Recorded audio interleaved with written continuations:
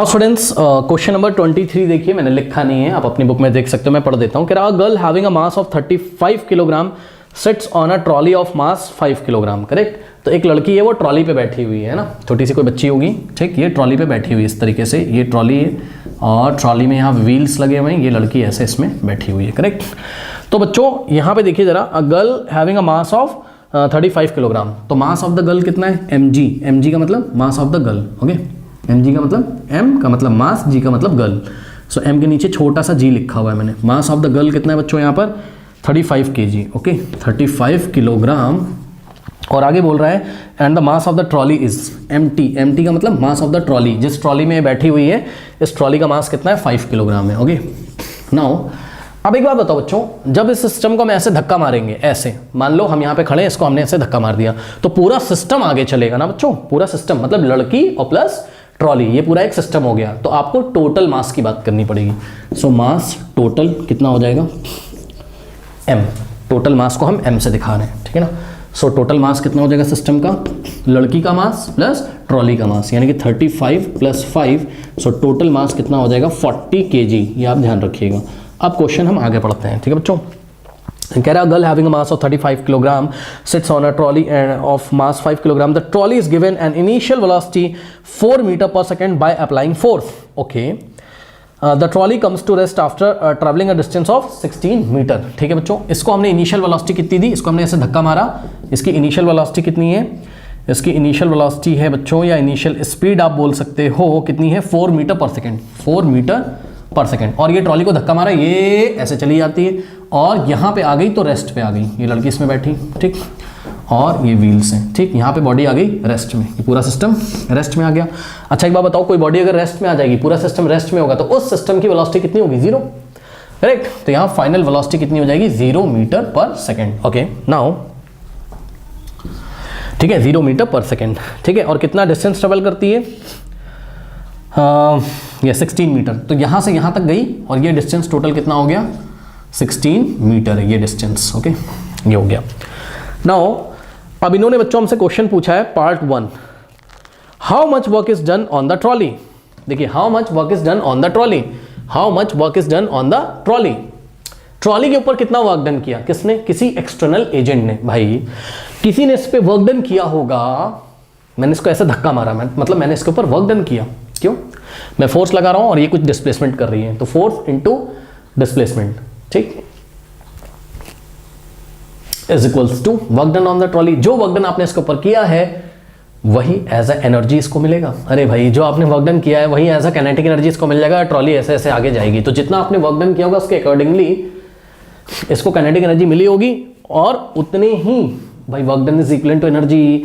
जितना मान लो एग्जांपल दे रहा हूं, मान लो आपने 100 जूल का वर्क किया इसके ऊपर, ठीक, तो इसको 100 जूल एनर्जी मिली होगी। तो जब चलते चलते इसकी 100 जूल एनर्जी खत्म हो जाएगी तो ये रुक जाएगी जाके against the frictional force. Okay, तो ये चीज है।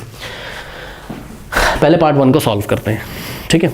तो how much work done on the trolley, तो आंसर ए। वर्क डन का फॉर्मूला क्या होता है बच्चों? वर्क डन होता है हमारा क्या? Fs cos थीटा, ठीक है ना। जहां पे थीटा क्या है? फोर्स और डिस्प्लेसमेंट के बीच का एंगल है। अच्छा एक बात बताओ, फोर्स किधर लग रहा है? इधर, ठीक। डिस्प्लेसमेंट किधर है? इधर। दोनों सेम डायरेक्शन में, ठीक। जब भी सेम डायरेक्शन में होते हैं तो थीटा कितना होता है? 0। ये हम आपको पढ़ा चुके हैं, यानी कि cos 0 कितना होता है? 1। ओके, तो फॉर्मूला क्या बन जाएगा यहाँ से? W is equals to Fs और cos थीटा की जगह 0। cos 0 कितना होता है? ये चीज 1 हो जाएगी, Fs इंटू 1 यानी कि Fs, यानी कि फोर्स इंटू डिस्प्लेसमेंट। अच्छा, जिनको नहीं समझ में आ रहा है कोई बात नहीं, आप सीधे देखो, जब भी स्ट्रेट लाइन में मोशन होता है, जिधर फोर्स है उधर ही डिस्प्लेसमेंट होता है। तो वर्क का फॉर्मूला सिंपल क्या होता है? Force into displacement. बस आप ये ध्यान कर लो। ओके, नाउ अब क्या बच्चों हमें फोर्स पता है? फोर्स पता होने के लिए फोर्स का फॉर्मूला आप लगा सकते हो, मास इंटू एक्सेलरेशन, ठीक। डिस्प्लेसमेंट पता है? Yes sir, 16 metre. फोर्स पता है? नहीं पता है। क्यों नहीं पता है? मास पता है? हाँ, मास कितना है? 40 किलोग्राम। पूरे सिस्टम का मास लेना है, लेकिन एक्सेलरेशन नहीं पता है। तो ए की वैल्यू अगर पता चल गई तो एफ पता चल जाएगा, ठीक। तो पहले आप एक्सेलरेशन निकाल लो। Correct. Now equations of motion को देखिए, v is equals to u plus at, first equation of motion. Next है v square minus u square is equals to 2as, ये सेकंड इक्वेशन ऑफ मोशन। और s is equals to ut plus half 80 square. तो बच्चों first वाला और second वाला का यहाँ कोई काम नहीं है, क्यों? हमें एक्सेलरेशन निकालना है। फर्स्ट वाले में टी है, टाइम है, टाइम तो पता नहीं यहाँ पे। थर्ड वाले में भी टाइम है, तो ये दोनों चला गया, ओनली ये वाला इक्वेशन बचा। तो यहाँ से एक्सेलरेशन निकाल लो। कैसे निकालोगे? 2as is equals to v square minus u square. तो यहाँ से a की वैल्यू कितनी हो जाएगी?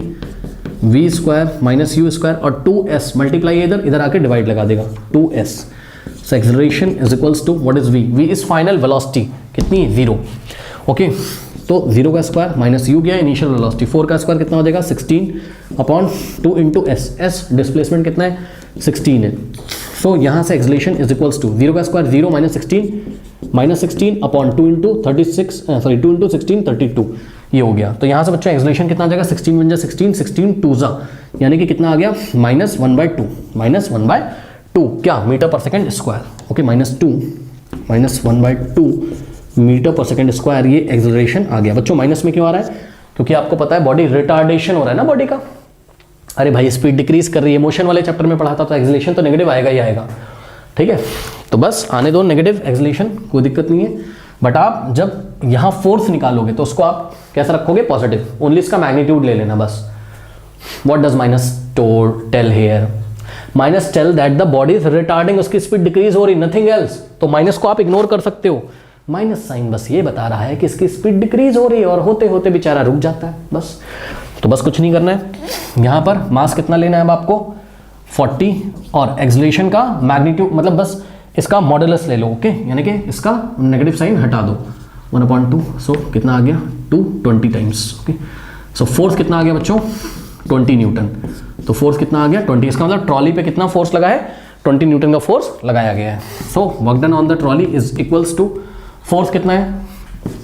20 न्यूटन इंटू डिस्प्लेसमेंट कितनी हो रही बच्चों? 16। ओके, तो यहाँ से हो गया work done is equals to 16 2 जा 32, और ये 0 जूल्स।